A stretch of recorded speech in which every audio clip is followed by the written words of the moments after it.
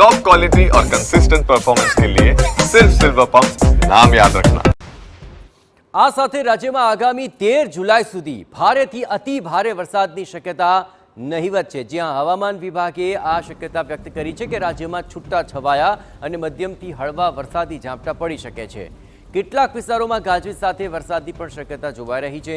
અત્રે મહત્વપૂર્ણ છે કે અત્યાર સુધી રાજ્યમાં સામાન્યથી 112% વધુ વરસાદ વરસી ચૂક્યો છે। દક્ષિણ ગુજરાત અને સૌરાષ્ટ્ર સિઝનમાં અત્યારે 50% વરસાદ વરસ્યો હોવાના આંકડા પ્રાપ્ય બની રહ્યા છે।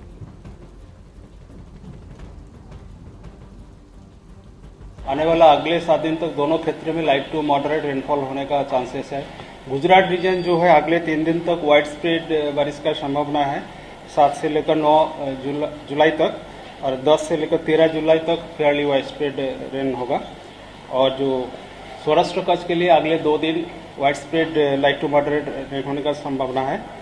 इसमें उसके आगे जो रिमेनिंग आपका डे 3 से लेकर डे 7 तक 13 तारीख तक उसमें फेयरली वाइड स्प्रेड बारिश होने का संभावना है, लाइट टू मॉडरेट। તો આજે દક્ષિણ ગુજરાતમાં ભારે વરસાદની શક્યતા જણાઈ રહી છે અને હવામાન વિભાગે અહીંના નવસારી, વલસાડ, દમણ, દાદરા નગર હવેલીની અંદર વરસાદનું એલર્ટ જાહેર કર્યું છે।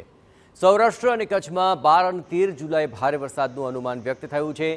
સ્થિતિને જોતા આગામી 5 દિવસ માછીમારોને દરિયો ન ખેડવા માટે સૂચિત કરાયા છે।